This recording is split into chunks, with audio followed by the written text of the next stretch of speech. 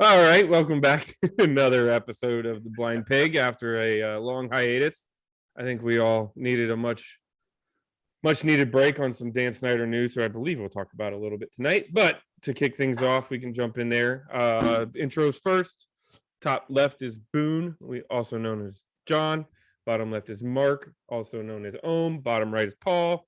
He hails from the Great White North. He is Canadian Hog. Top right is Neo. He is from Texas. We don't hold that against him too much. Oh, I live in Texas. I'm not from Texas. He's coming to us live from Texas. The Virginia boy, man. And I'm enemy lines. Commonwealth. No, right. You can call me Silent Threat or stupid, whatever you want to do. So anyways, I figured we hadn't gotten together in a little while, so we kind of kicked it around earlier this week to see if we could just bring each other current on some of the most current events. Mark broke my heart saying he had something to say about Snyder, but I'll go ahead and tee him up for that. Mark, what did you want to say? We can probably hit Snyder for a little bit, but I'd like to end on something positive. Not a great lead, other than that I knew when it came up today, all I really wanted to say about Dan Snyder is I don't want to talk about Dan Snyder until there's something to actually talk about. Yeah, Dan Snyder don't want to talk about Dan Snyder. Well, there's nothing to talk about. Dan is wherever he is, hiding out somewhere in the world, and Congress is bloviating and doing nothing, and zero is going to happen. So until it actually does happen, that's all I have to say. I don't care. I feel you. I totally feel you on that. On the other hand, I will never forgo an opportunity to say, Snyder, you're a gutless coward. You're a horrible human being. You're a terrible owner, and you're a slimy piece of shit. But if you're watching this podcast, don't stop watching it. So anyway, that's how I feel about him. But I know exactly how you feel, Mark, because I mean, you have to wonder from the NFL's perspective, they're allowing him to mock the U.S. Congress. And again, I'm generally kind of not in favor of interventionism in Congress and overreaching. And I understand the argument of there are bigger fish to fry for the U.S. Congress. But that being said, that committee decided to investigate this, and just to flip off the oversight committee blatantly, and the NFL is facilitating it and tolerating it. I think it's pretty shameful and disgusting. Agreed. I saw a tweet today that and it was very short, and the tweet said, exactly how rich do you have to be to ignore a congressional subpoena? about that rich. and the next tweet down was, yeah, I wonder how far one of us would get if we ignored a congressional subpoena. And I thought that's America in a nutshell right now, right there. That's the NFL in a nutshell. And I got to call it, Mark. What a nice 50-cent word, bloviating. Wow. Oh my gosh, dude, that makes you. I haven't even really gotten into the Woodford Reserve yet. I think I may have thrown interventionalizing out there, which is not a word. It was a toss-up over which one of those I called out, but Mark was first, so he gets. Well, his is an actual word, so we'll go with that one. I don't know. Are you all familiar with who Craig Hoffman is? He covered the beat for Craig Hoffman. Yes, he covered the team. Well, he was on the beat for a while now. He's afternoons on 980, and he had a rant today that I wanted to get on the hood of my car and clap, because it was just dejection, frustration, and he literally spelled out a lot of things. And the biggest point that hit the closest to home with me and hit the hardest was Dan Snyder is not supposed to be a part of the team, right? But now it's been a year, whatever. Let's say he's not suspended anymore, and there's basically a league meeting with all the owners. Snyder can't come because he's avoiding a subpoena to an official owners meeting. How much further does this have to go before the NFL intervenes? I don't understand it.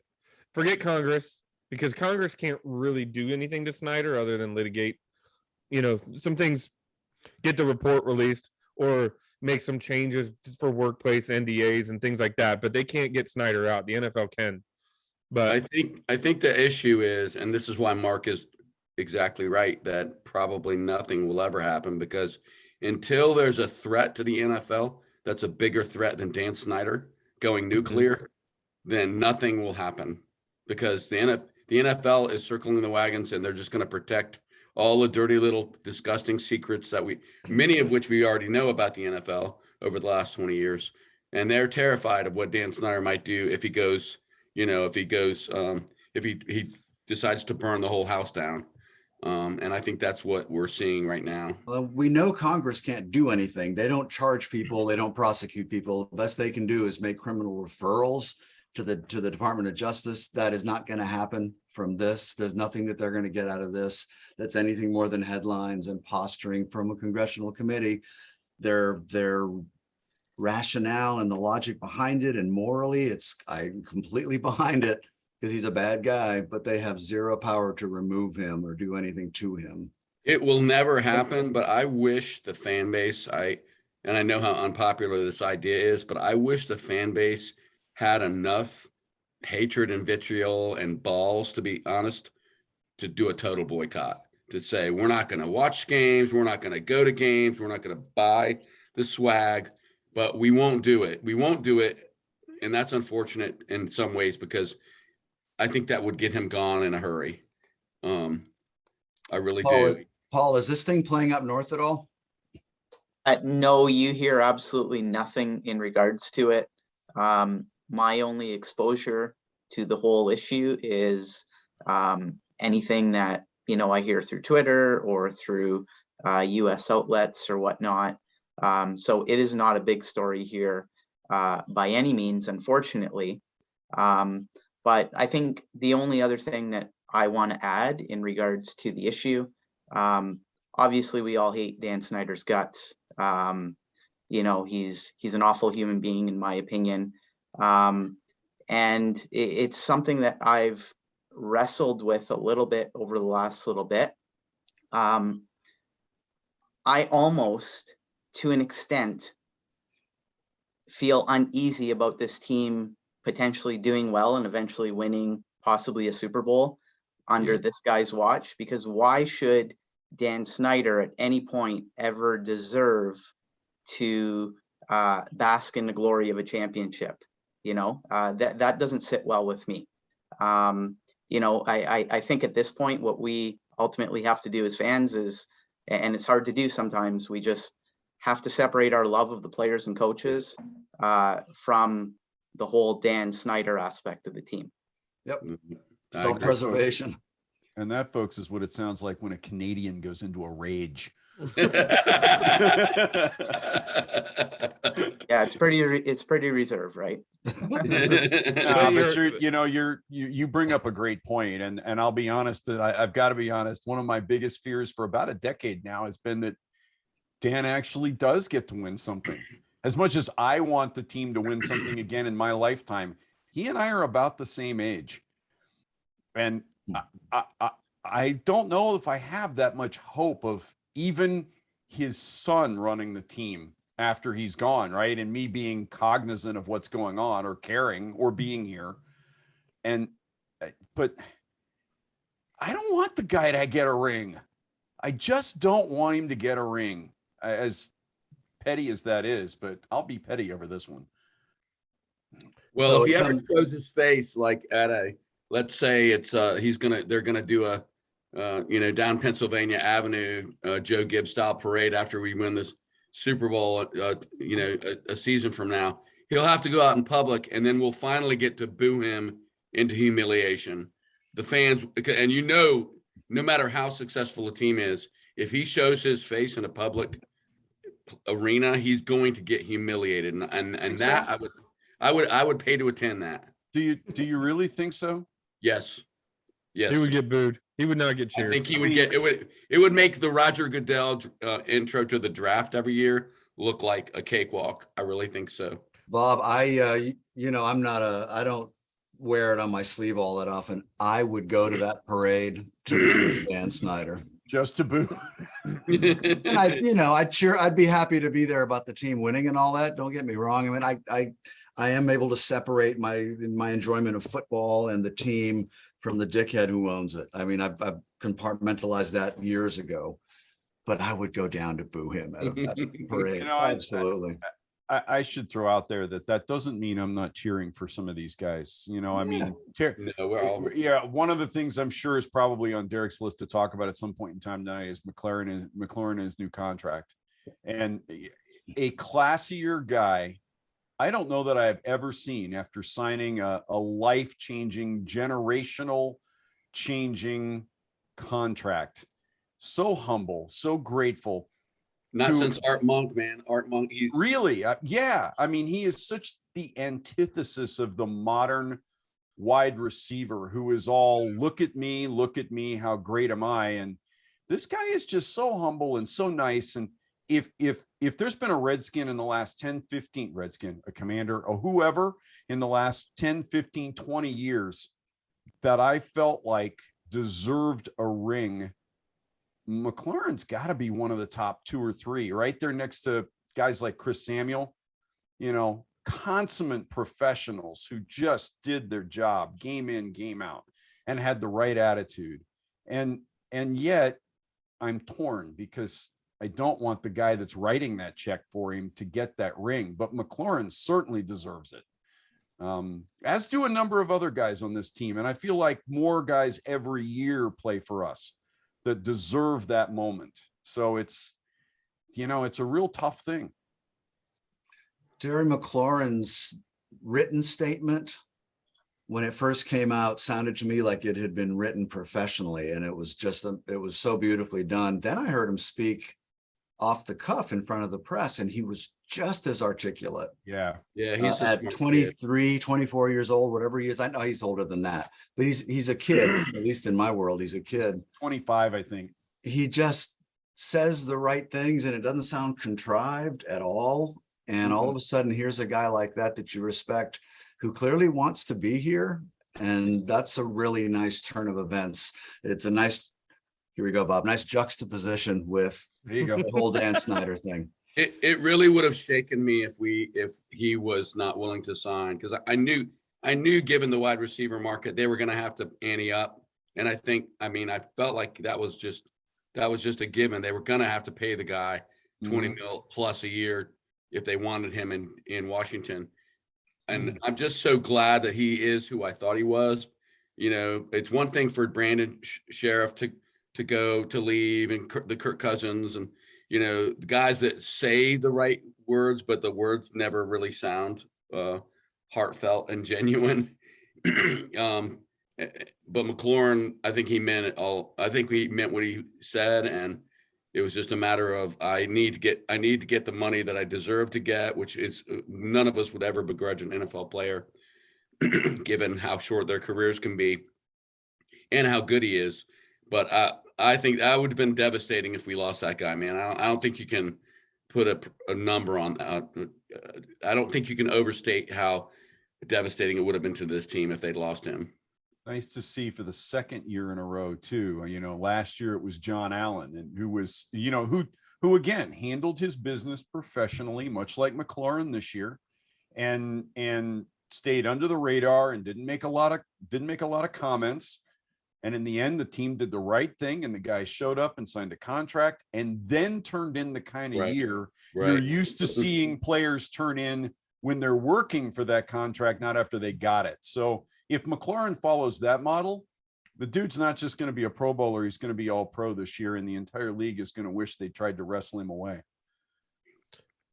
There were a lot of guys in the past where when it came to acquiring talent and acquiring players, this team always took on an at all costs approach, whether it's Albert Hainsworth, whomever, just dishing out enormous boatloads of money and trying to acquire guys at all costs because they thought that those were going to be the missing pieces that would help this team get over the hump, so to speak, you know, or to transition into becoming a successful team. In my opinion, Terry McLaurin is probably the only at all costs move we have made in, you know, the last 20 odd years or so, maybe more. that was actually the correct and the right one. I'm so proud to have this guy here. And when I was a kid, obviously part of what made being a Redskins fan fun was the fact that the team was successful. But also what made being a Redskins fan something which was a source of pride was having good people on the team. And that started with Joe Gibbs. And you just had a sense of pride in cheering for good people. And I feel like Terry Mclaurin, to a certain extent, to a large extent, I should say, puts us back on that track. And he's got an incredible bookend. Well, it's a perfect segue. But I'm curious if you guys heard that Terry McLaurin and his representatives made it abundantly clear that there was a hard out for his press conference. Did you guys hear about this at all? No. So he had his presser when he was officially announced as the team, as with the signing. It was on, I want to say it was a Tuesday, maybe. I just certain memory serves me. He and his representative said, we have a hard out. We have to be done by this specific time. Told the team that. Anybody want to take a guess as to why he had to be out at a specific time? He was going to practice. He was going to get on a flight to meet Carson Wentz, Taylor Heineke, and multiple other receivers in LA on a practice field. He had not been able to practice with the team, and it was imperative that he got there and was able to practice with Wentz because he hadn't been at OTAs. He just signed for 72 million reasons why he could take a couple weeks off, but he went to work. That tells me everything I need to know about the guy. I already knew I liked him, but that was like, all right, well, now I'm going to get his jersey. Even though I don't want what took him all the way to California. I don't know. I think it was California. Yeah, no, it was. I did hear that after. Was it? I thought it was Florida, but Cali. I thought it was in LA, but I don't know. Maybe that's where Wentz lives. So everybody just kind of, and some of the guys have houses out there or something. Curtis Samuel but multiple guys were out there, and he signs a contract and had every reason to say, all right, now we're good. We'll get ready for camp. Nope. I need to go work with my quarterback. So as far as the contract itself, I think we were all probably pretty happy to see the number that it wasn't 28 million, right? It seemed like a reasonable number. The one really good thing that I think, whether the team fought it or not, I don't know, but giving him 3 years instead of 4, giving him another bite at the apple for another big contract a year sooner, that was a big deal to me. That sounds like a win for the player and the agent. The number was reasonable for the team, and he gets one less year that he has to go through before he can get that last big contract. So that sounds like a win to him too. It feels good all the way around. Well, and that's the other thing, Paul, to your point. You said it's at all costs, but then if you look at this contract, it's not at all costs. They didn't overpay. Pretty reasonable. They paid in the context of 2022 wide receiver salary. Right. A year ago, we'd have been like, holy shit. all those other guys got that amount over 4 years, right? His is the only 3-year one out of all those top. He got a big chunk of guaranteed money. He had the highest guaranteed dollar value. I want to say like 26 million. I don't know if that's right or not. I think some of that has to do with McLaurin himself, right? I mean, what that said to me is I don't have to be the highest paid guy in the NFL. He didn't get Devontae Adams money. Yeah, he's not a diva, man. He's not. He didn't walk in and go, dude, I've been putting up the same numbers as all the rest of these guys and not had a quarterback. I'm sure somewhere in the conversation, his agent said something. but at the end of the day, the agent works for the player, and the agent does to a certain degree what the player wants him to do. The player, I'm sure his. Just listening to him, it feels like his instructions to his agent were, look, I want a contract that's worthy of the work that I put in, but I don't have to be the highest paid guy in the league. I want a shot at another big contract. Maybe that wasn't even part of it. Maybe that was the agent's doing, I don't know, but it just feels like McLaurin looked at his agent and went, we're not ringing these guys for everything they can get. I just want what's fair. Go make it happen, and let's make everybody happy. It's interesting now. What about expectations now? Looking forward for him, now he's not only the most popular player with all his goodwill, but now with that contract in his pocket, he has to produce, and that he's going to have a nice honeymoon period but the dynamic changes a bit now. He's Terry McLaurin, #1 receiver, expected to produce. It's going to be interesting to see how that plays out.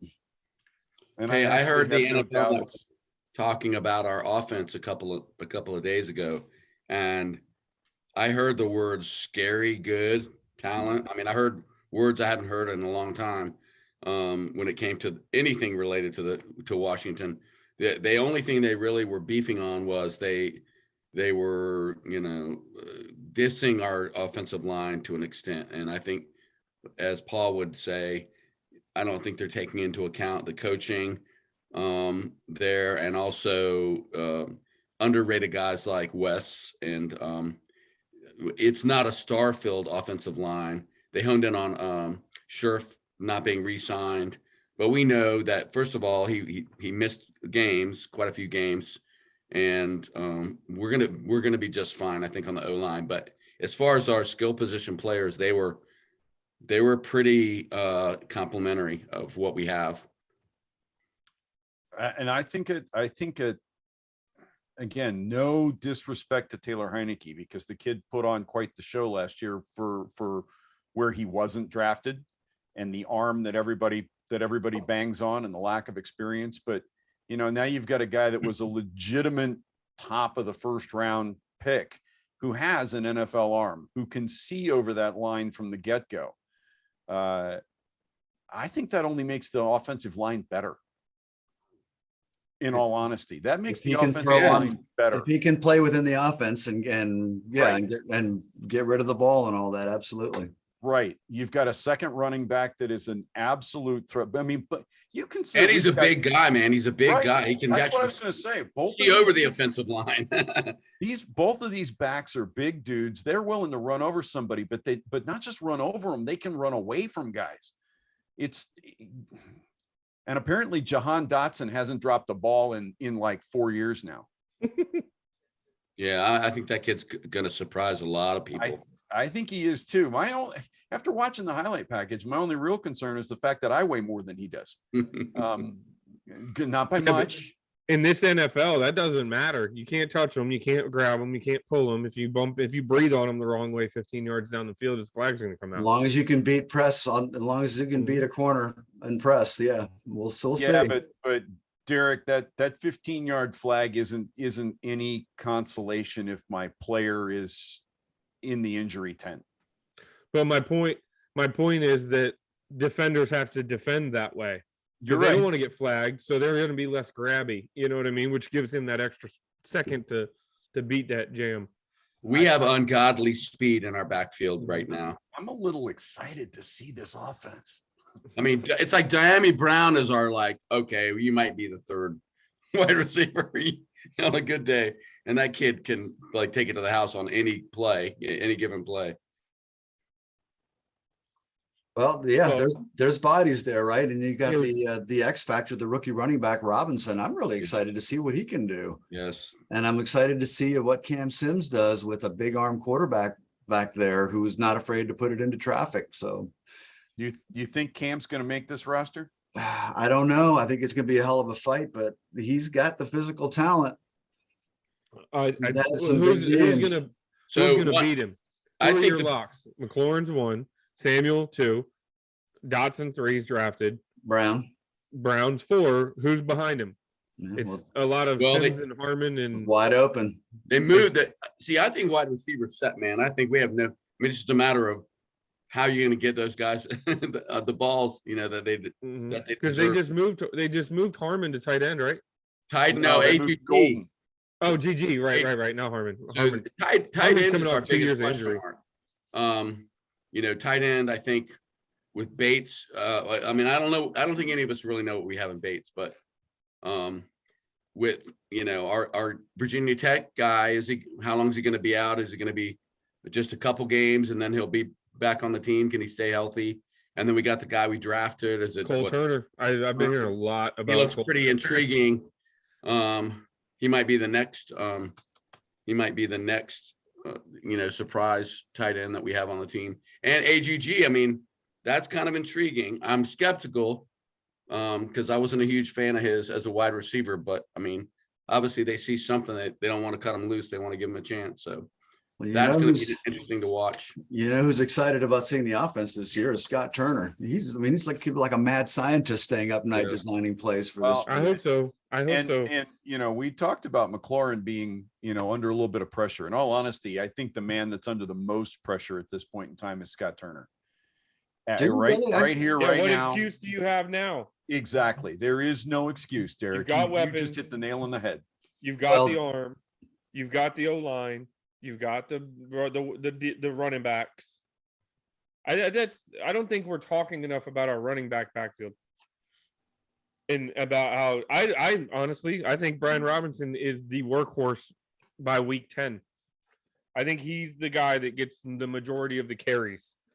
And I hope Turner's spending every waking minute watching Deebo Samuel highlights and saying, how can I turn Gibson into this?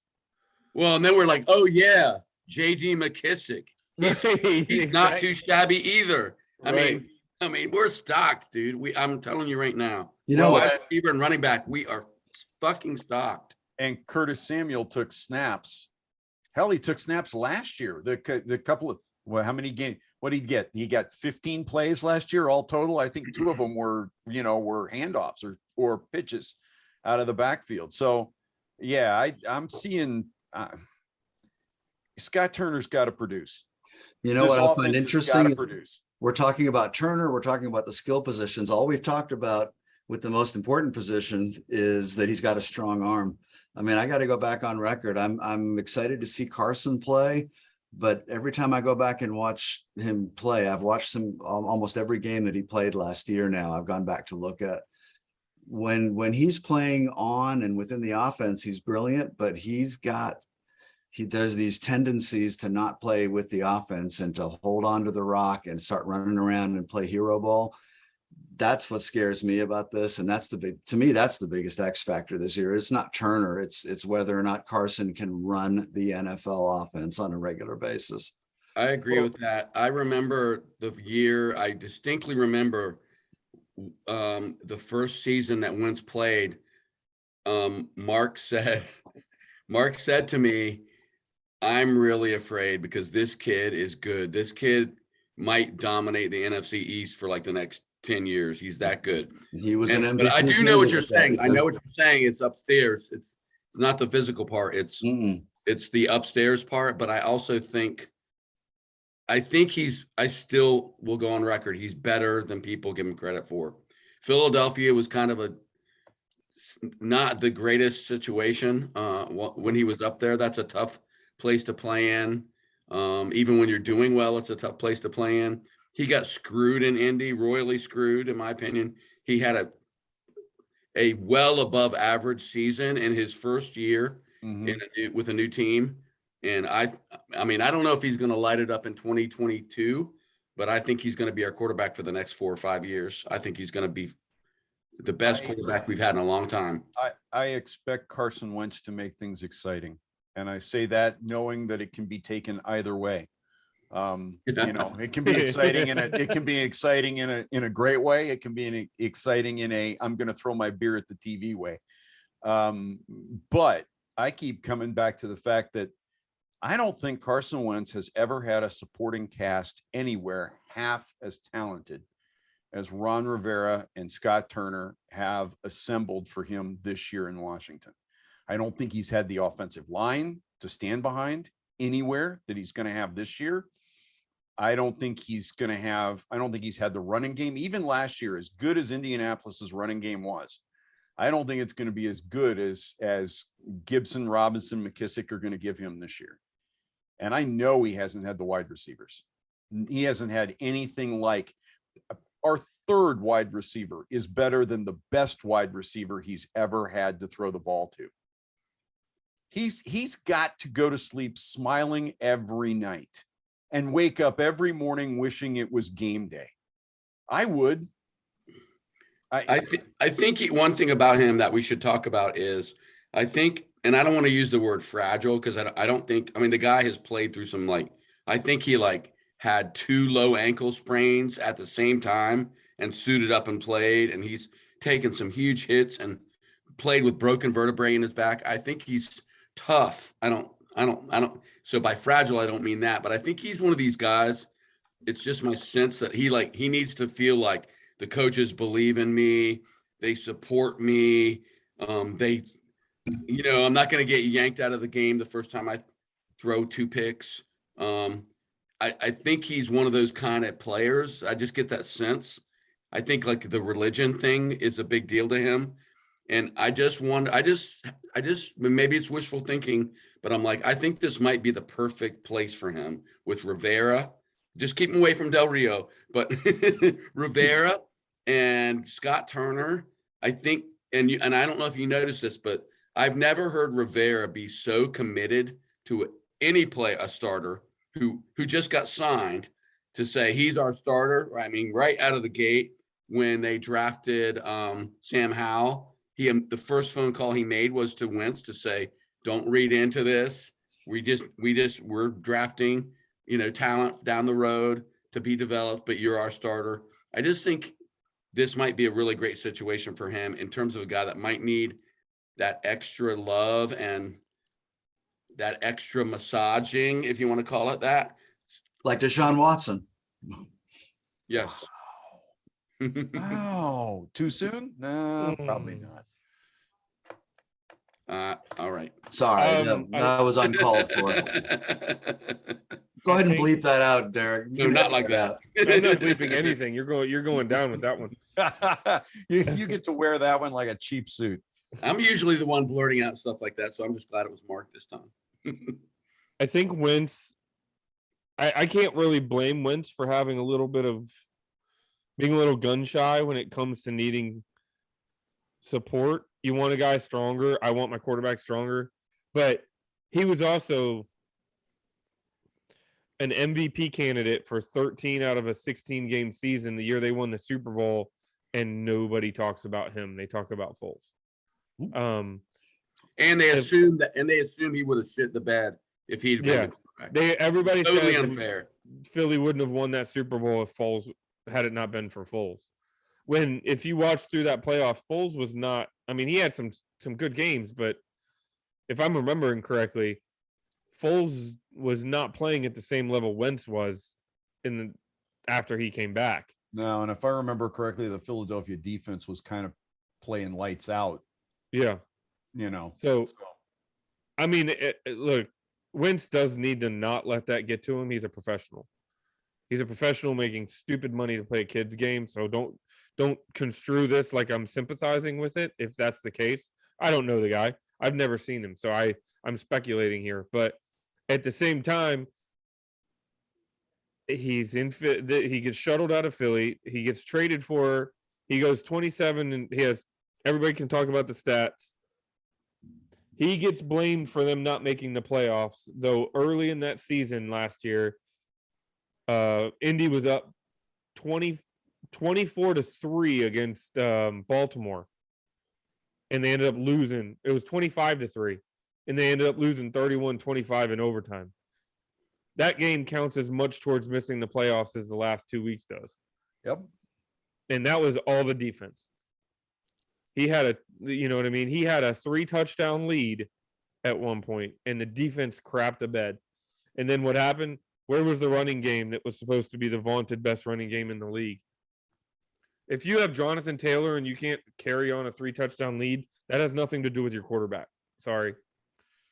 I think all of these points are well taken. I'm excited about it. I think he's probably going to be the best quarterback we've had here in a while.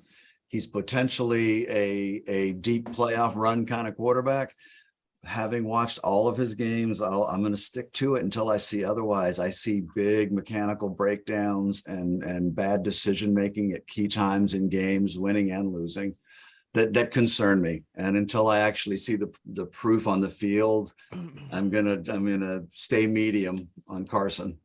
That's totally fair. And it's absolutely, and I do want to just make I agree, but the hope and the belief and what everybody's excitement about is, for the last 2 years under Scott Turner, we've heard and we've believed that this offense has been hindered because of its lack of ability to push the ball, the lack of an NFL arm, the undersized quarterback, 8 different quarterbacks, guys like Alex Smith that everybody called noodle arm, followed by Kyle Allen might have had the best arm of any quarterback that played for us in the last 24 Probably.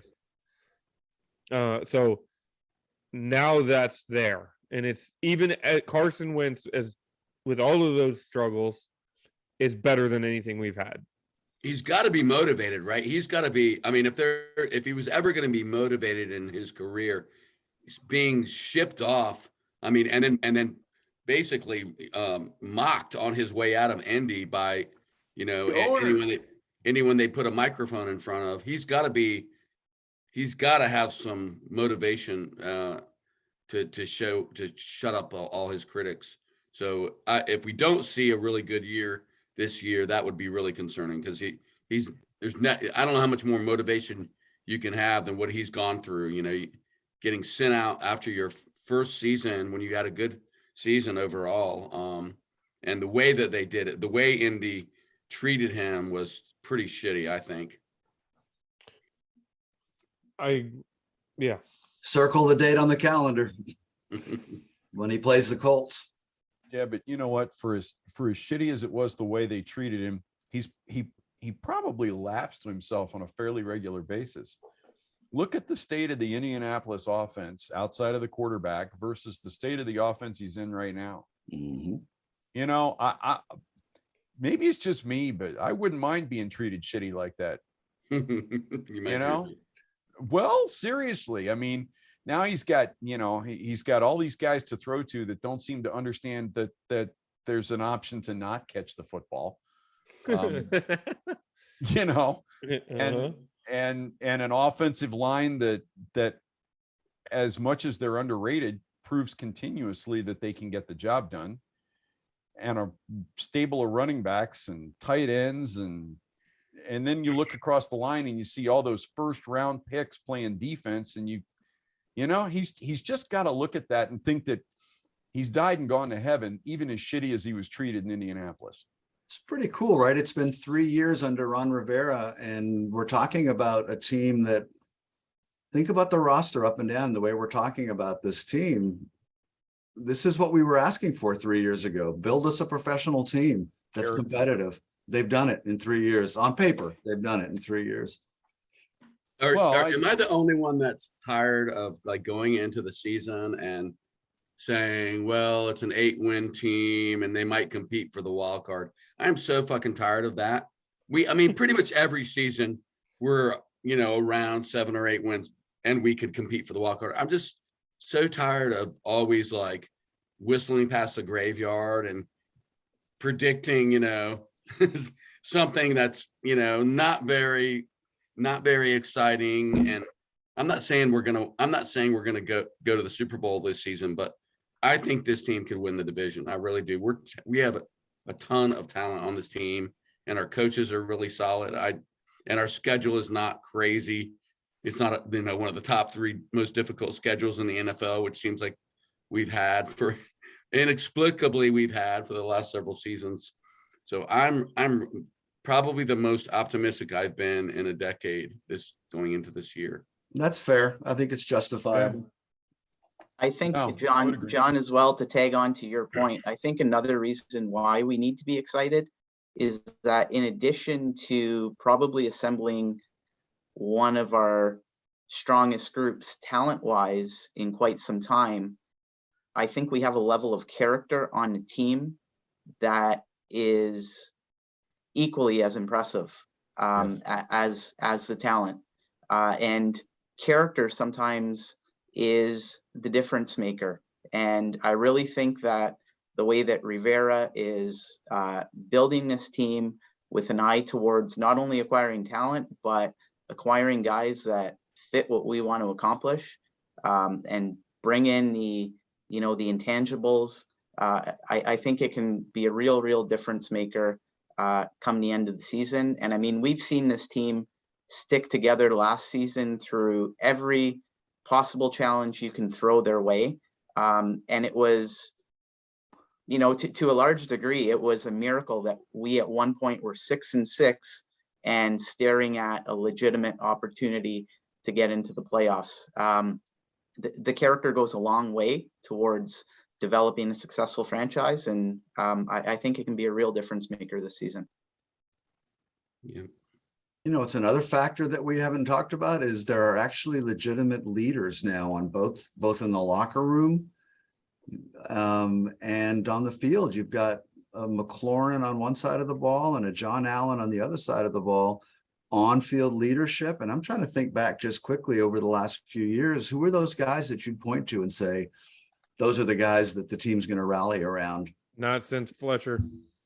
Yeah, it's been a It's while. not, I don't think, and I think it's more than those two guys. Like, I think Cole Holcomb is a guy that's like stepped up and like, you know, taken a little bit of leadership. I think there's probably 4 or 5 guys beyond Mclaurin and Payne, who we talk about a lot, who drink the Kool-Aid and, you know, are keeping the troops in line. And I've heard a lot of talk about Dotson being one of those kind of guys. Like very similar to Terry McLaurin as far as his work ethic and the way he handles himself. And so I'm really excited about this year. And as odd as it sounds, I think the backup quarterback, Yes. you know, That's a good offense and point. defense were both 100% behind Heineke last year. Well, you know, you listen to his press conferences this year and he's 100% behind Carson Wentz. And that's got to carry weight with those guys, because this is a dude who was the dude last year. And they brought this guy in and he's had the right attitude the whole time. I mean, I'm not sure I would have phrased it the same way he did at the podium, you know, last week or whenever it was, that, you know, his comment about you bring a guy in and pay him $30 million a year, you know, but the point remains, he's got the right attitude. I'm here to do the job if Carson has a problem. I'm here to back him up and be his teammate. And, you know, that's, he could be making waves and he's not. Well, and if he has to come in in 2022, if Carson goes down and he has to come in, I mean, those guys believe they can win with it. They believe, I mean, there are limitations, but all you can say about Heineke is that kid played his mind out. Every game he was out there within the abilities that he has. I mean, he can't change his arm strength, and I mean, well, he thinks he can because he talked about that, but you know, he has limitations physically that are always going to be there. But as far as having a backup with that kid's gumption and balls and just his confidence level and the team, I mean, he's earned the respect of that team. That is a great thing to have. And I hope we don't see him this season, but if we do, I mean, I don't think our season's over if Wentz were to go down. I really don't. I think he's instantly a top 3 backup in the league, right? Think about any team out there. I don't know that there's 3 backups you'd pick over him. I've seen a number of places where he's been picked as the top backup in the league this year. Right. And so I think that's you bring up a really good point. I don't think that that's getting talked about enough. That the stabilizing nature of having Taylor Heineke as your backup, you know, instead of having Taylor Heineke as your starter and Kyle Allen as your backup. You know, you go back and I still remember the question asked to Joe Gibbs, you know, obviously your quarterback's number 1, who's the second most important guy on your team? And Joe Gibbs' comment was, my backup quarterback is the second most important guy on my team. Well, I think we're doing all right. Yeah. So all right. So I want to shift it a little bit. Paul, were you trying to talk, Paul? I'm sorry, I wasn't trying to cut you off. No, I didn't have anything to add. There was a little bit an article came out this past week, and I'm interested in getting your guys' opinion on this. The most underrated player on the team. And I'm going to tell you it's an ESPN article. I don't remember who wrote it, but it's on ESPN. They selected Antonio Gibson as being the most underrated player on the team. I don't necessarily agree, but I'm curious if you guys, off the top of your head, who is the most underrated or underappreciated player on this team? Because you can't say Mclaurin anymore because he's got 72 million reasons why, or 68.5 million reasons why he's not underrated anymore.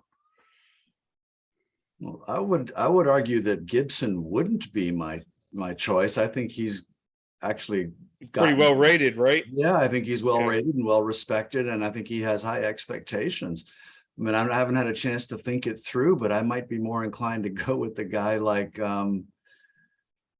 The name just jumped completely out of my head. Our starting middle linebacker out of Virginia, Holcomb. Cole Holcomb, who among Commanders fans is fairly well known, but I don't think on a national level nobody knows who the kid is. If I would- Rivera and Del maybe- Rio- I would say Chase Roulier, because Chase Roulier, outside of our fan base, I mean, I know NFL players know who he is, but he gets no love from pundits. I'm pretty sure he's never been on an NFL Network interview, but that guy is a tough SOB, and he's very consistent. He's probably another one of those team leaders that never gets a lot of attention. Not that centers get a lot of attention in general, but I think he's like a Gibbs throwback kind of a player to me. And I'm sure it's like, he's not a prototypical center. So I think most GMs would be like, we got to find a bigger center, a guy that's quicker, et cetera, but he just refuses to give up that position, so he would be my guy. To piggyback off your point, John, when Derek first mentioned the idea of underrated, I don't know if he's necessarily the most underrated player on the roster, but one name that I'm going to throw out there is Charles Leno. When you talk about building a franchise, you immediately start thinking, okay, you need a franchise quarterback, you need a defensive end, you need a wide receiver, and you need the ever important left tackle to protect your quarterback. You think about ever since Trent Williams' departure, we thought that we were going to have a black hole at the tackle position. And considering how late of a signing Leno was when he was initially brought in here, I think he's done more than an adequate job of performing at a fairly good level at an extremely important position on a football roster. So he would be a guy that I give a nod to as well. Paul stole my thunder. I was going with Leno, and for pretty much all the same reasons. I mean, if you're looking at NFL rosters and you're picking out the superstars at left tackle, how deep do you have to go before you get to Charles Leno, before somebody names Charles Leno at this point in time? But since Paul stole that, how about Cam Curl? 7th round draft pick. I don't think a lot of people in the NFL know who he is. He quietly goes about doing his job, and it feels like the Redskins have been trying to the Commanders. It feels like this organization has been trying to find the next Sean Taylor, and they keep overlooking everybody that plays that position. And Cam Curl just quietly keeps making them play him. Even though my guess is he was drafted as a guy that was going to be special teams in depth. And now he's pretty much a fixture in the middle of that defensive secondary. I think he's what they call a gamer, man, because I think the way he plays on Sunday is the best he's played all week. I just get that feeling about him. Like he always seems to be able to make a critical play at a critical juncture. I thought Tress Way, that was one of the other guys I'd mentioned, not because, everyone knows that Tress Way is a great punter, but he has bailed us out so many times. He's so consistent, and he tells a mean joke, which I think has always got a lot of, I think he is one of those guys that everyone loves because he's so funny. If you're not connected with him on social media, that guy is just hilarious. And there's that leader on special teams. Yeah, he just doesn't screw it up. When's the last time you saw Tress Way like shank a punt in a key situation? What I've seen is we're inside the 5 and he drills a 70-yarder. That's what I've seen over and over again. He's pretty important player. Well, and you don't see him dropping snaps on field goal attempts either. It's rarely his fault. And you watch a lot of botched field goal attempts, and oftentimes the holder is the guy that botched things up, right? He got the strings in the wrong place, or he was late, or he was this, or he was that.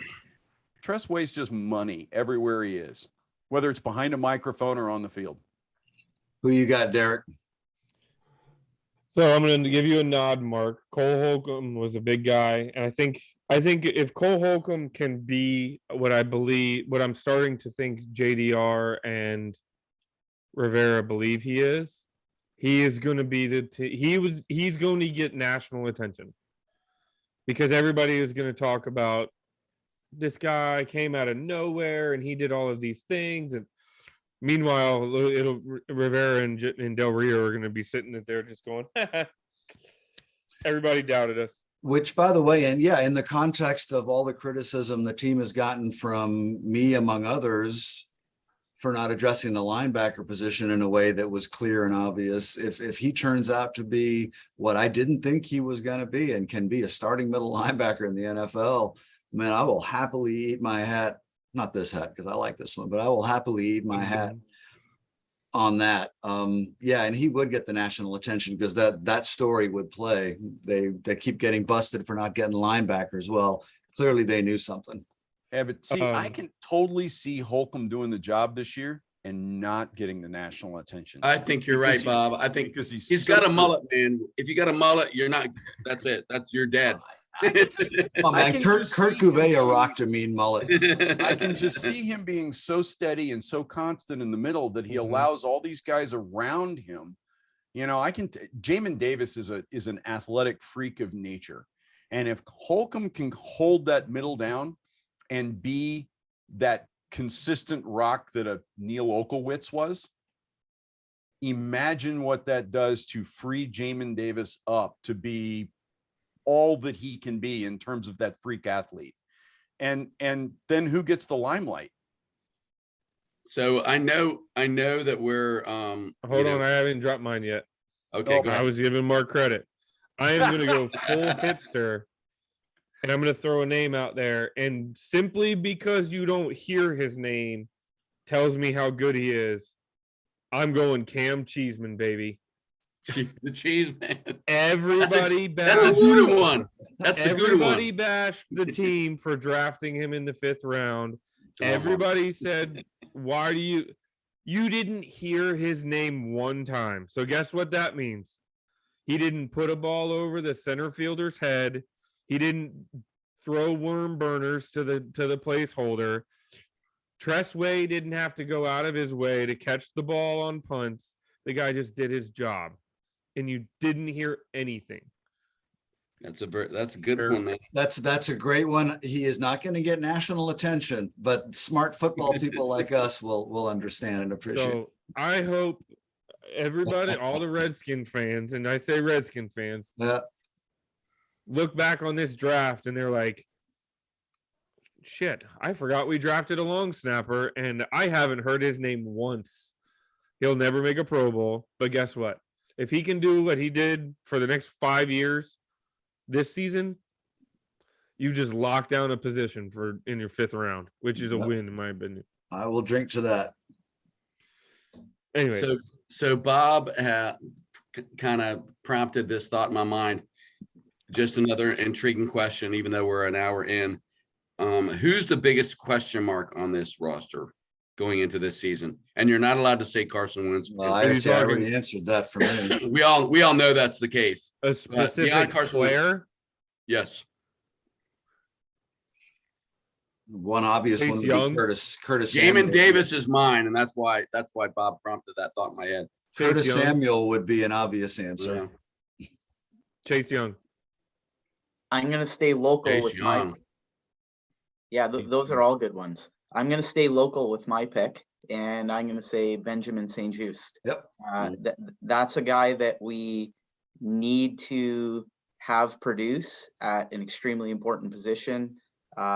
Yes. You always need depth in your defensive secondary, the way the NFL has become a passing league now. And, considering his injury concerns last year, we definitely need that guy to bounce back. And if memory serves me correct, I don't think we addressed the defensive secondary in the draft until very, very late. So he's certainly a guy that needs to have an impressive season. Yeah, they need him. That's I think we only have 4 corners under contract, if I'm not mistaken. Logan Thomas would be another one I'm throwing into the mix. And I love Logan Thomas more. than anyone, but it's got to be a concern. Can he come back and be what he was, when he last played, and can he stay on the field? And especially because we have a lot of uncertainty behind him at that position.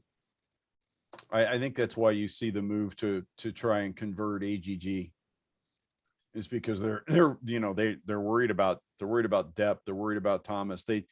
We've got a lot of potential behind Thomas, but I don't know that we don't know what we have. Yeah. We don't know what Bates can really do at his. Yeah, we think we've got some guys, but until they do it, we don't have guys. I'm actually going to go with the opposite end of the defensive line. I think it's Montez Sweat. Sweat ran his mouth a lot last summer, and then he had a pretty lousy damn year between injuries and don't get it twisted. They were having a lousy year before they got hurt. They were, but the COVID and he didn't even have the excuse of it being his second year and him trying to overcome a great rookie season like Chase Young did. I think Chase Young went into last year and he's coming off that defensive rookie of the year season, and he feels like he's got to do more than he did the year before. And so, he's young and he's pushing. This is Sweat's fourth year in the season, in the game. Sweat's and he's done a lot of talking. He's got to show up this year and actually do it. He can get there. We know he can get there. The question is, can he get there regularly? What I want to see from both of those, I think you could legitimately say Sweat and Chase Young are both question marks coming into the season. And what I want to see is, I want to see coachability. That's what I want to see, because I haven't seen that. I think there was a lot, and it was never confirmed by the team because Del Rio's not going to throw his players under the bus. But I think a lot of the issues the mystery of why our defense was so bad in 2021 early on, I think a lot of it was, you could probably pin on Young and Sweat not following the plan and not listening to what the coaches were telling them. That's my uneducated, I could be totally wrong, fan. Well, no, you're not wrong. There were some comments that I think the coaches made during the season last year that they didn't come right out and say it, but it was pretty clear what they were suggesting. You had guys ad-libbing who were not following the script. Derek, I'm going to give you a nod right back for mentioning Chase. It's interesting that even after 1 year of him not being the story, this is the number 2 overall pick in the draft, and people were talking about him like a unicorn, and this is going to be the guy coming off the edge for the next 10 years dominating. Think about what happens if he turns out to be that guy.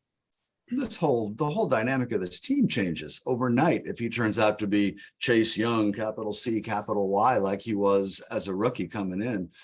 And I haven't been thinking about him that way. I've been thinking about him, okay, he'll be the same Chase Young we saw, he'll be just an okay guy. Well, maybe not. What if he comes back and he's actually like really good? That's a what if he comes back and Logan Thomas comes back and looks like the Logan Thomas we saw 2 seasons ago? I mean, now you're talking about what can this team not do at that point? I mean, well, the other thing to think about with Chase Young is he's a first-round pick. He's going into his 3rd season. After this season is when they need to decide whether or not they pick up the 5th-year option. Yep. Yeah, so he's playing for the money. They've already shown a propensity to not pay Payne. Just because he's a first-round pick doesn't mean that they're going to guarantee another contract. So Young is going to be coming in. He's going to be coming off an ACL. He's going to be coming off a missed half season and a missed off season. And they're going to need to make a decision about whether they want to pick up that 5th. You have to assume they will. If nothing else, just because we can't really look at this season as a true gauge of what his ability is. But he was healthy going into last season, and he played 9 games and had 1.5 sacks. Yeah, but my guess is there's no question about picking up the 5th year. They picked up the 5th year on Payne. No, they didn't. Did they not? No. Are you sure? They picked it up on the Sweat. 5th year on Payne, and then they haven't offered him an extension past that. They picked it up on Sweat. Payne's entering his 4th season. Yeah, right they now. said they made a point of saying we're not going to pick up the 5th year option. Okay. That's what makes them retaining him versus trading him so curious to me. It's kind of like, okay, so you don't believe in the guy enough to like Pick up his 5th-year deal, but you're gonna not ride give him an for a extension. year when you could trade him for like, maybe a second or third rounder. Right. I don't But know. they I don't picked get up- that one, but- They picked up Sweat's 5th-year option, and he's entering year 4 now. Wait, So, why does my math feel wrong? Because Payne and Sweat were not in the same year. That is correct. Payne was drafted before Sweat. Hang on a second. No, I think it's the other way. I think it's the other way around. Yeah, I think You it's the should other know way this. around. Apologies to our followers. we're not robots, people. Some of us are drinking. Some? Yeah, I think some. No, I believe Payne was the year before Sweat. And they Right. picked up Sweat's option this past offseason. Chase Young was 2020. Montez Sweat was 2019. Deron Yeah. Payne was 2018. Right. Jonathan Allen was 2017. Right. So Payne is entering year 4 with no 5th-year option. Sweat is entering year 3, but they already elected to pick up his 5th-year option.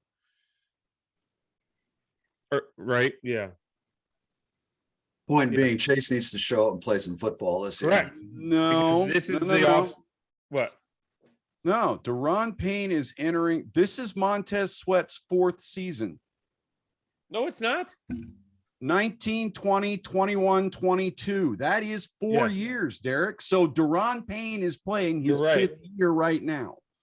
18. We picked Okay. up Deron Payne's fifth year, and he's playing it, which is what I said to start with. Hold on. This is There's fascinating. literally an podcast. article right here that says Commanders not picking up Deron Payne's 5th-year option. It can say it all he wants, but I'm looking at he was drafted in it start raining? 2018, which means he played the 2018 season, Right. the 19 season, the 20 You're right, season, you're right, you're 21 right, you're right. season, and now the 22 season as a Commander. Okay. Sorry. Anyways, Young is getting ready to enter the off season where they have to pick it up. And it is time to put up or shut up. Or they're not going to pick it up, I don't think. So I'm going to wrap us up here by moving us to the most obvious topic, which I don't think we need to spend a lot of time on. I just want to say Bob is hot when he gets mad. I want to know what beer Bob is drinking. I'm It looks not amazing. Hey, I'm not mad. I know you're not mad. I'm not mad. I kind of like it when you got that little glow in your eyes. I'm just slightly above a Canadian rage. It's all good. And what I'm drinking tonight, I'm drinking this, and I typically don't like beers like this. I'm drinking Nuclear Winter from my buddies at Manhattan Project in downtown Dallas. Oh my God, that is a great beer name. And and this one is barrel aged in Cabernet barrels. There you go. So it's a There you Cabernet go. barrel aged Imperial Stout. It's running about I mean, I 11%. figured it looked like Jesus, you got to you were that drinking with a 10 knife. W40, so I knew it had to be a stout, but Yeah, it's a big kid, and I typically don't. I like bourbon barrel aged stouts. I typically don't like wine barrel aged stouts. yeah. This one is done really well, and You gotta there's chew just it. enough cab to be enjoyable. All right. Well, shout out to the Manhattan Project. So the Commanders, Bob, announced that they're actually soliciting fan input on misspelled potential players to join the 90 greatest so-and-sos that played in DC.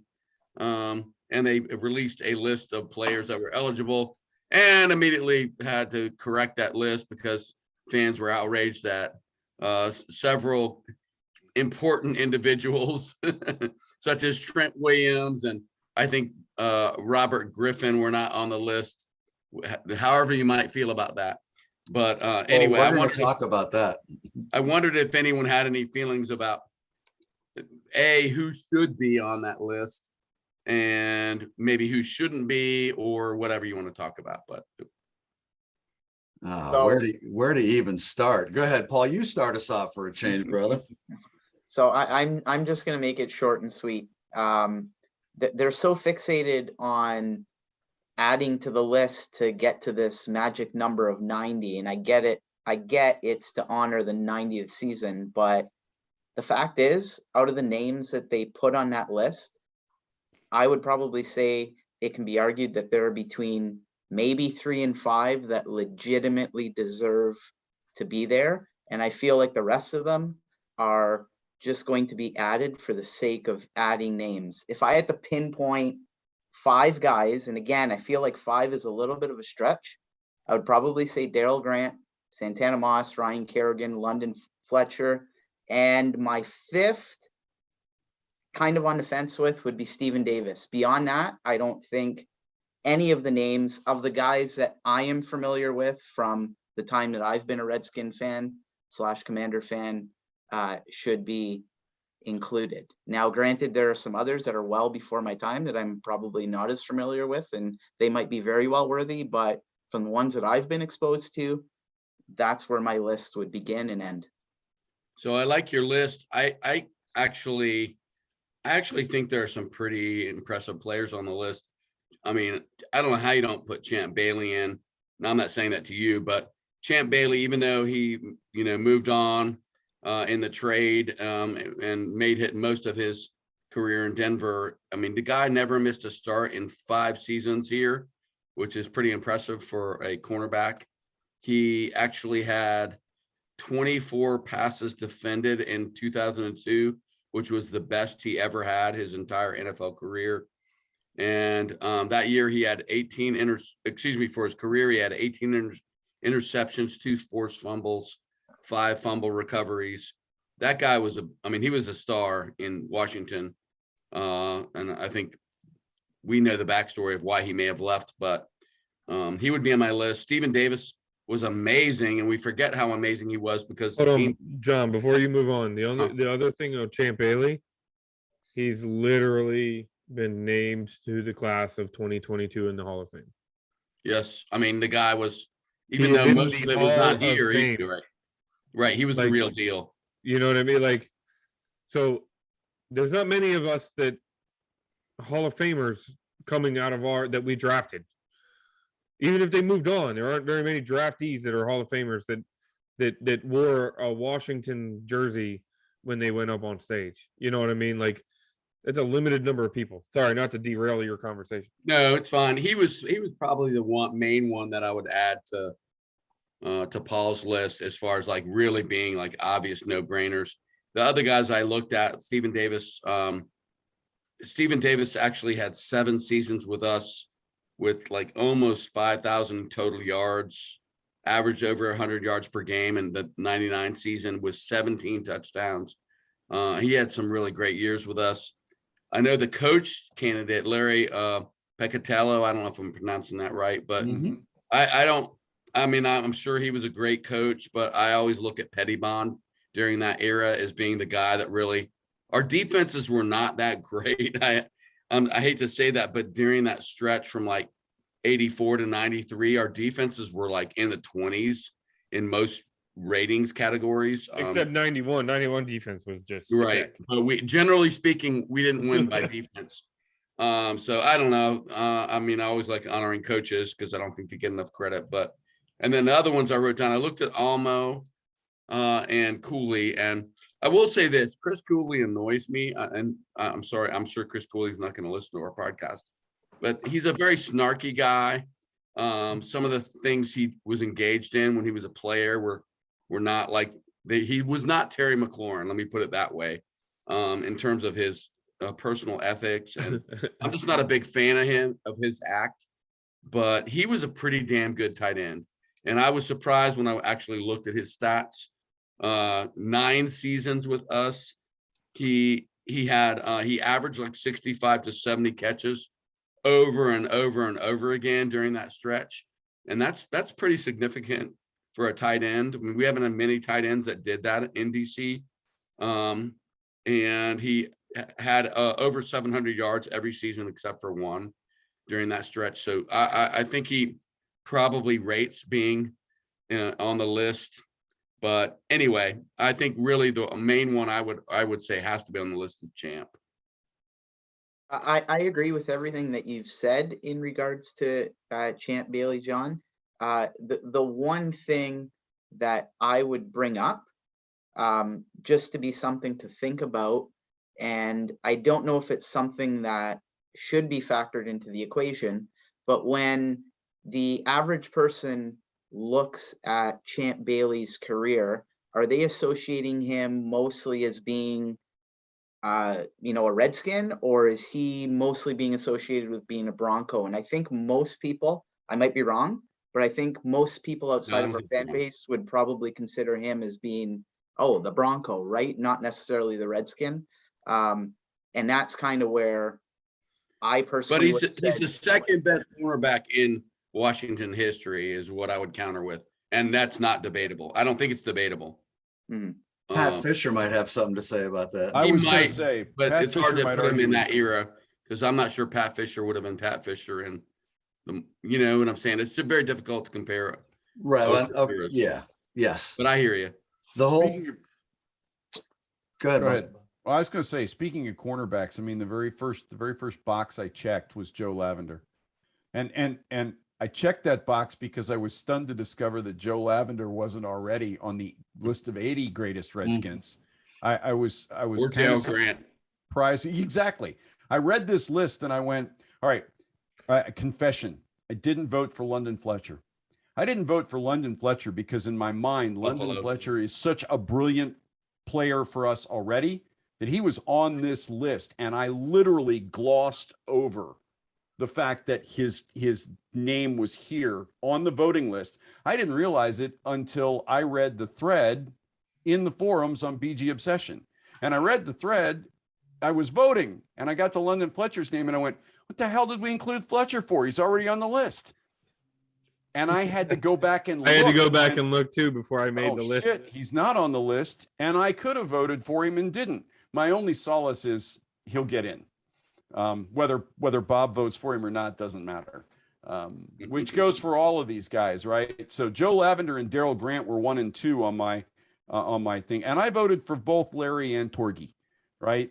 They were part of a brilliant coaching staff on this team, and whether the defense was great or not, Peccatello was it says co-defensive coordinator. He was also the linebacker coach the entire time he was here. So he's the guy responsible for the play of guys like Neil Okowitz and Rich Malott and, unheralded, low drafted guys, a lot like another coach that our friend Paul is very high on, keeps turning these guys into amazing players who play under the radar that nobody yells about, but yet they go out every week and they just get the job done. And He won 3 Super Bowls, and they had the 83 defense had 61 takeaways. If you can imagine that in a season. So I'm sure he had something to do with that. I voted for, nobody's mentioned Sellers yet much. And I voted for Sellers, not on the strength of being a fullback, but on that whole special team players get ignored thing. How many special team players do we have on the list of the 80 greatest Redskins that aren't punters or kickers? I think the answer to that is Brian Mitchell. Probably. And Sellers along with Alexander. Well, Mosley's got to be in there. But he's a kicker. Yeah. Mike Bragg is on the list. Mosley's on the list. Sammy Baugh, who was also a punter, by the way. But the point is, a cornerback.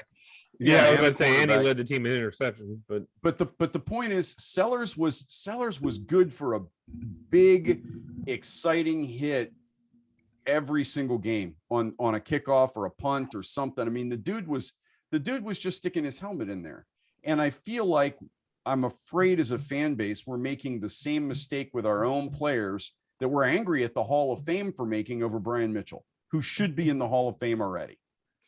And I kind of hate these things, man, because the only possible outcome is great former Washington players being pissed diluted. off. They're getting diluted down. Right. I mean, I don't know. I know it's part of like the whole shtick of the NFL.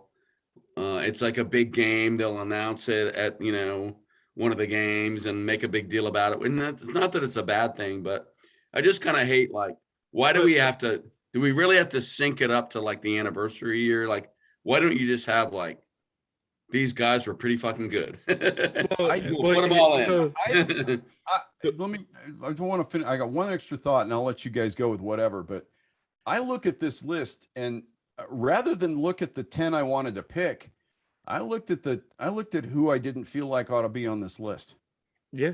And there's only one name I didn't feel like deserved to at least get some kind of consideration. And that's We all know who that is. That's Kirk Cousins. Yeah. That's not who I would have said. No, no, even Griffin, right? Griffin had an electrifying season. He had arguably the most exciting season a quarterback has had in Washington since Mark Rippon won the Super Bowl. Better than Kirk Cousins, better than Alex, better than Brad Johnson, better than any quarterback that's played in our colors since Mark Rippon won a Super Bowl. And for that reason alone, I think he deserved consideration. Did I vote for him? No, but I didn't feel like his name was misplaced on this list. Same with Alfred Morris. He was part of that electrifying offense. He had 1,600 yards and 13 touchdowns as a rookie, Almo. And I mean, that people forget that was pretty helpful to Robert. and he's, and he was the epitome of that lunchbox guy that we all love and want to see on this team. I mean, as far as I know, he's still driving that Mazda 626. So, by the way, I know the guy that actually fixed that car up. Just saying. So Cousins is the only name on this list that I don't look back on and go, he was electrifying in some way, shape, or form. He wasn't electrifying in some way, shape, or form. He was Mr. Mediocrity. He was just good enough to force himself into a great contract somewhere because he plays quarterback. I only kind of liked that, Bob. That's the way I put it. Well, real quick, Bob, I will say Kirk Cousins has the single season passing record for the team, which is probably what got him on this list. Probably. He passed for 4,900 yards in a single season. No other quarterback in our colors has thrown for that many yards. No, you're right. So I went through this list. I found 10. I put something on bgobsession.com on the board justifying my 10. I also put up a bunch of names. Ryan Kerrigan is a lock. If he's not on the list, then throw the list in the trash. He is the sack leader, franchise sack leader for the team. Mm-hmm. I know, whatever. However you feel he left. Santana Moss should be on that list. The guy was a grinder. He's one of those guys that has one of the iconic moments in franchise history. Right. We all know the moment. Well, right. Again, everybody, a wide receiver playing without great quarterback play. What would he have? What would his numbers look like? I love that guy with a top 5 quarterback. Right. I mean, his numbers are great as it is. So yeah. Right. London Fletcher, I think he is, just because, like you guys have said, he's pretty much a lock just because of who he is. Mike Sellers, that's a fan favorite vote right there. Nah. That is it. No, I'm not saying that guy may. I mean, I'm sorry, he but is a fan vote, right? I object to that one, man. He was a beast, but the guy made no difference on the field. I'm sorry, he didn't. I don't think he did. But he's debatable. I'm not saying he's a lock. I never did. But other than that, D'Angelo Hall, I think, deserves to be on the list. And I think a lot of people don't talk about him. That guy was a grinder for a lot of years. And look, he was a walking 15-yard penalty. I get it. But there were a lot of people that were. Trent Williams, people want to make the argument. He was also one blunt puff away from a year suspension. Okay? So let's not act like everybody on this list is a saint. I think Trent Williams should have been on it. But then I started doing some research. You know who else isn't on this list? Yeah. Marshall Lareth is not on the greatest Redskins in history list. Who's not? Marshall Lareth. Oh, my gosh. You know who else isn't? Fred Smoot is not on the greatest Redskins list. Timmy Smith. Like Timmy Smith, I can understand, but although I appreciate the counter argument of the. I mean, what he did was amazing. It was just a very condensed period. I don't understand Smoot. I don't understand Shularath. It's like I didn't understand Lavender. I don't get it. But so I can tell you, Schlereth and Smoot deserve to be on that list more than, I don't know, all but 3 guys on this one that they've floated out, which is my struggle. So, and then obviously Trent got omitted, but they've added him later. RG3, I don't know. I just don't wouldn't like him. Like, I'm Notice sorry. I didn't vote for him. I just said he Really? deserved to be in the vote. It's like, it's like those almost Hall of Fame guys that get down to the final 15 every year, and I look at him and go, yeah, the guy had a great run. Right. But if Mm. LeVar Arrington is on this list, Trent Williams deserves to be on it. I don't Yeah. care how he walked out the door. I think Williams LeVar deserves to be Arrington on walked more out of than this Arrington. door pushing every nuclear button he could push. So, you know what I mean? So I struggled with this. I'm frustrated the more I think about it, because there's a lot that, you know what I want to do? I want to take Terry McLaurin and John Allen and put them on the damn list right now. You know what I mean? Instead of some of the guys that they got on here. Well, I don't know why you can't just have a ring of fame and nominate every great player we've had onto it. I mean, I know there's always going to be hard feelings, but that's the problem with setting like an arbitrary number like 90. It's like, well, who are you going to offend? Because you're going to offend somebody. Well, it's not that even you're like, you're right though. Mike Sellers is not one of the greatest players in the history of the franchise. We have been so barren of talent for the last 15 Right. years. We can't find 10 more guys that are worthy of it. So my take on this thing, I've been waiting to hear what y'all had to say. Couple of things that haven't come up. I appreciate what everybody said about this. I went into this exercise saying, okay, from this list, I'll pick 10 because that was the exercise. And I picked 10 because I kind of had to, but starting at 6 or 7, it was like I had to justify them to myself. But my list quickly is Grant, Santana Moss. I put Cooley on there, and this isn't in order of top to bottom. I picked Trent Williams. I put Peccatello on there. I put London on there. I put Champ Bailey, Torgy Torgerson, and Ryan Kerrigan, which I think is 9. And I was trying to talk myself into another one, and I could do it. I could make a case for, I could certainly make a case for Joe Lavender. I could make a case for Alfred Morris. I could make a case for Kirk Cousins. But when I had to start making the case is when I lost interest, because I thought the exercise had that proved to me everything I needed to know. There's another name I see on here. Somebody tell me that Brandon Sheriff shouldn't be in part of this conversation. He's the only all-pro player we've had since Matt Turk. He's made 4 Pro Bowls. He's known around the league as one of the best offensive linemen, and certainly offensive guards in football. And he's not even part of this conversation. I hold the team responsible for that. That would be my number 10 on this list with a bullet. I think he's not on there for the same reason. You know why? Because they can't trot him out there on a Sunday because he's going to be busy playing in Jacksonville. Well, right. So Trent Williams is playing in San Francisco, right?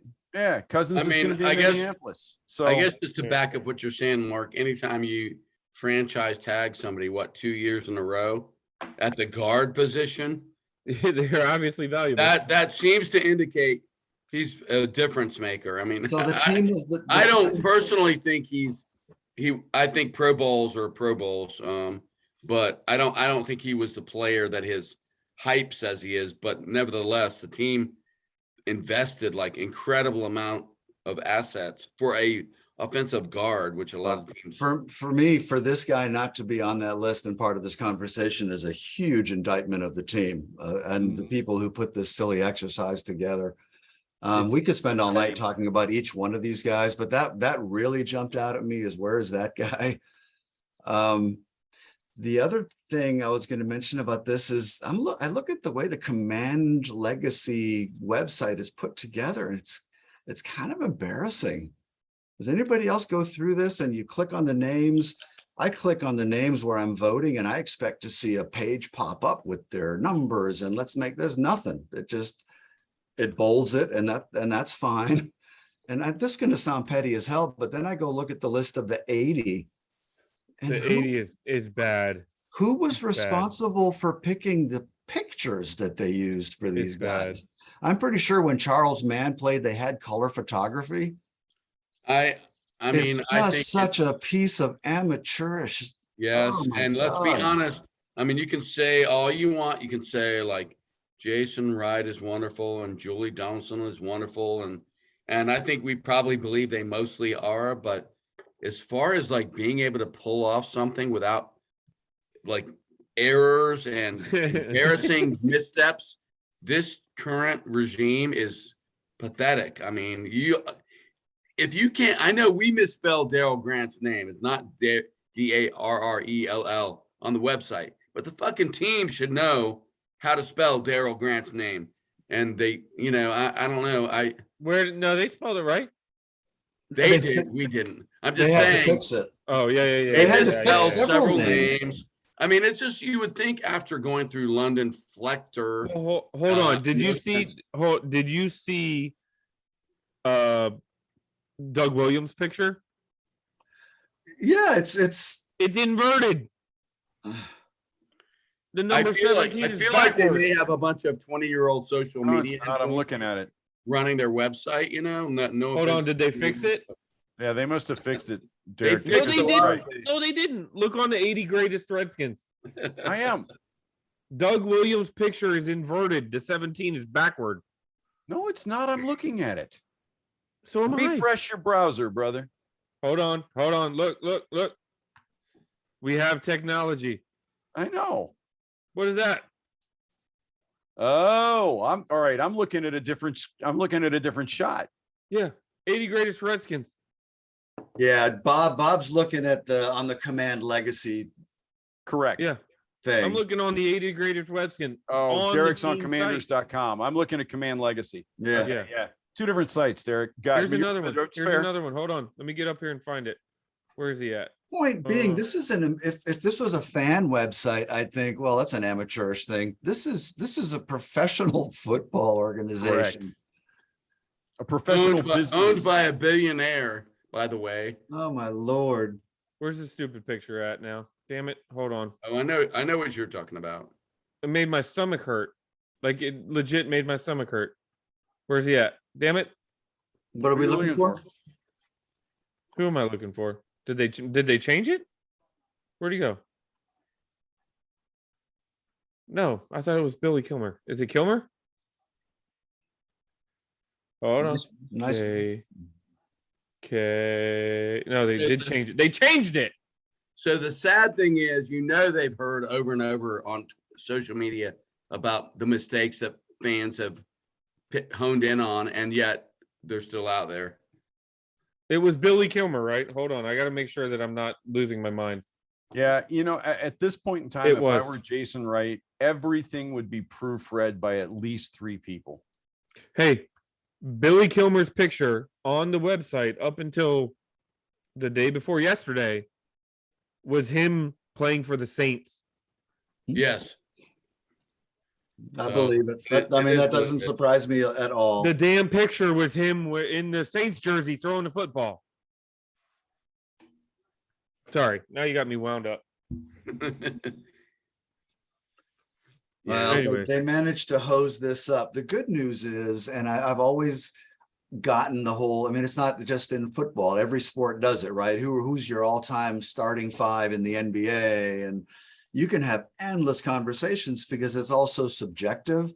What it does do is it gets you talking about players and remembering players, and that's a good thing. And it gives fans something to talk about in the off season.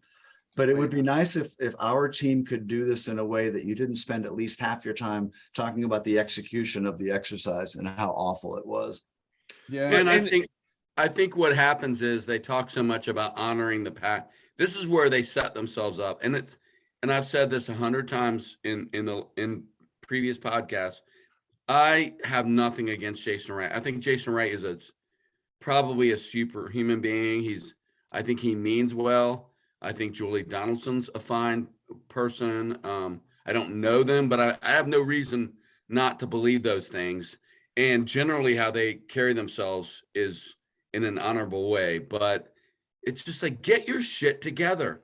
Like if you're going to tell everyone how important it is to you to respect the fan base and to give the fans what they want and to connect to the past in a meaningful way, then fucking do it and don't dick it up every opportunity you get. It's like you decided to do this, this 90-year anniversary. So do it the right way. I mean, for God's sake, it's not that hard. It really is not that hard. When Hey, Ryan John, Kerrigan came back for the first time, not one video tribute, not one thank you, not one welcome back, not one we love you. The guy is the franchise leader in sacks, and not one representative said, "Hey, you guys think we ought to say something when he's on the sideline? Just take a minute." Nothing. Two things. First thing is, John, your Marine Corps is showing. And the second thing is, since the Squire died, this team has done a significantly better job of lip service than delivering. It's like they believe the press release is where the effort ends.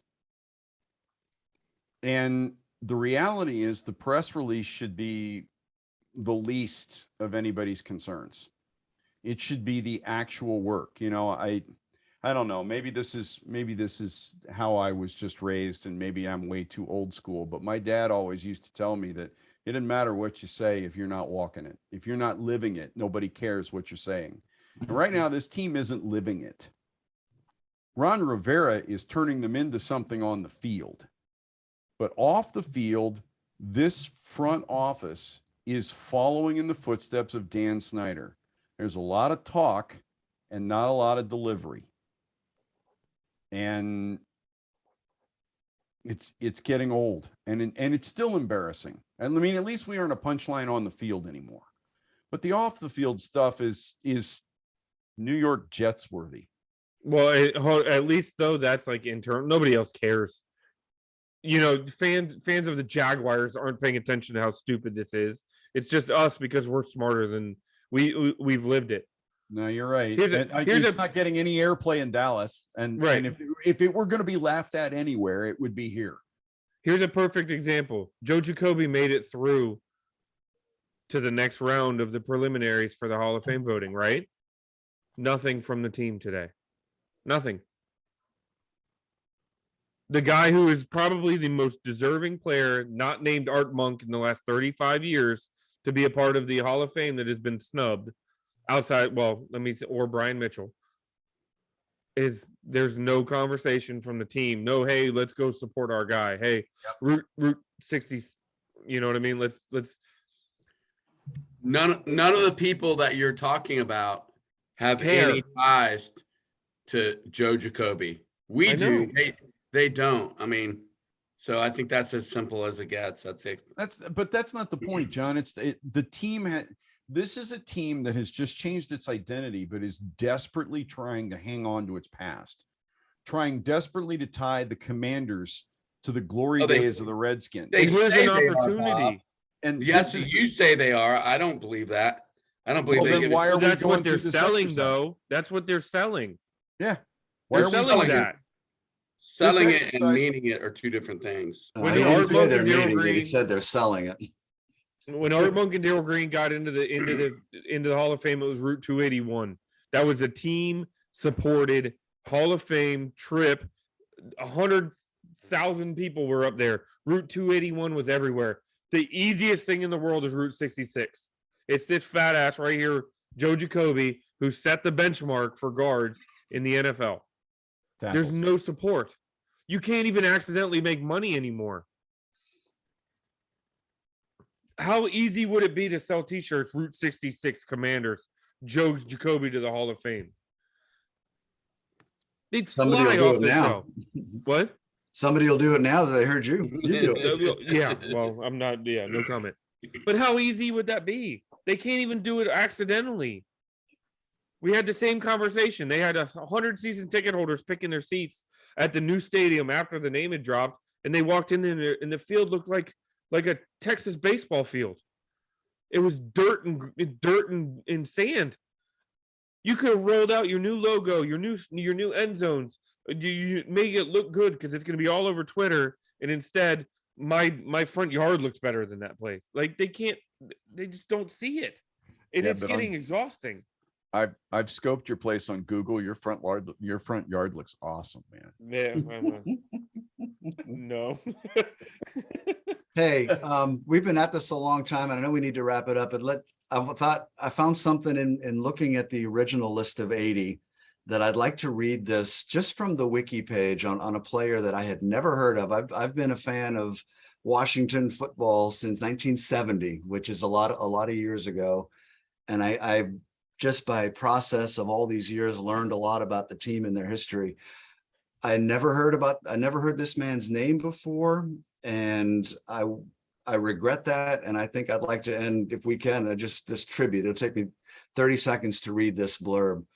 Al DeMao, Albert Marcellus DeMeo was born February of 1920. He was born in New Kensington, Pennsylvania, attended Duquesne University, graduated in 1942, right at the beginning of World War II. He was a member of the university's undefeated 1941 football team, played in the 1941 Blue-Gray game, and played in the 1941 College All-Star game, if you all remember that.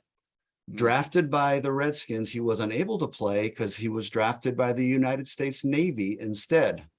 Commissioned a lieutenant, DeMeo commanded a landing craft during the Normandy invasion, making 9 dangerous trips to the beach to deliver soldiers to the shore.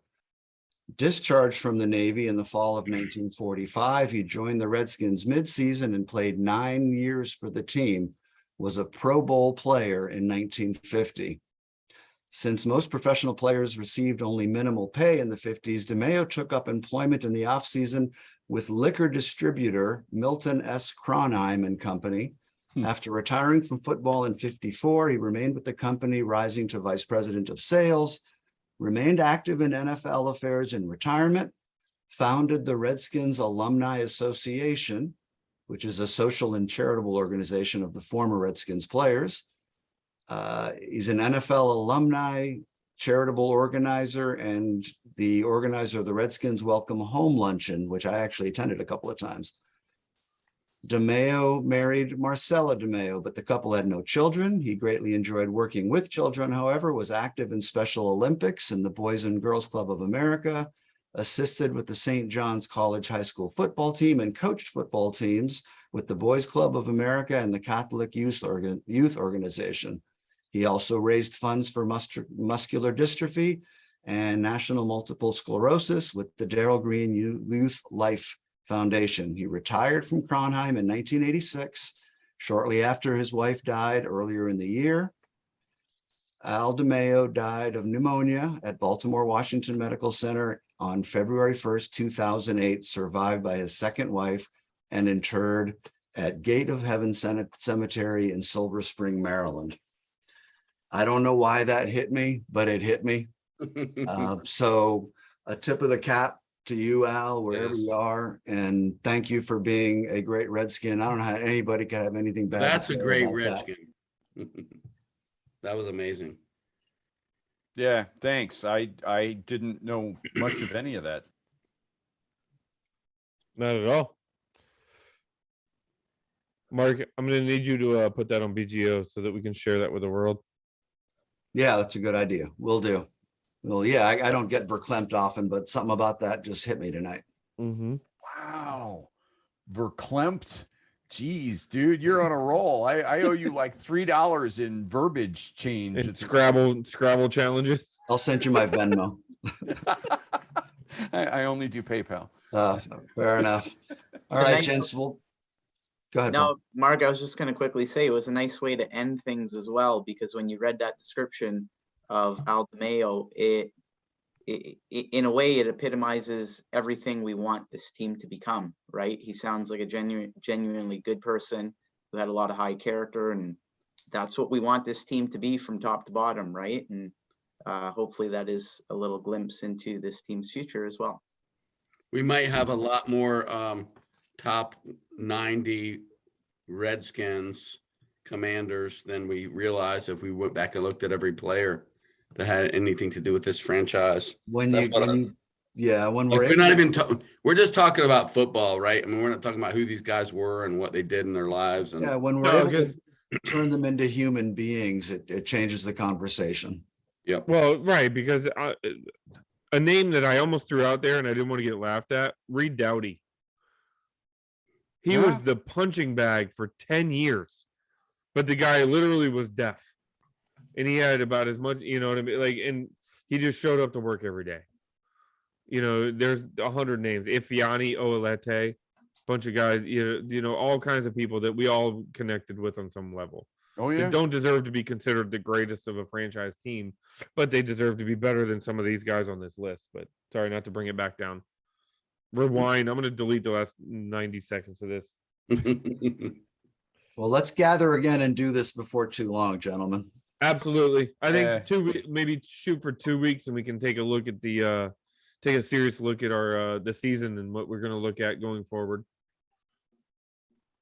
Sounds Right. good. You guys All right, rock. boys. Thank you, and thank you for everybody.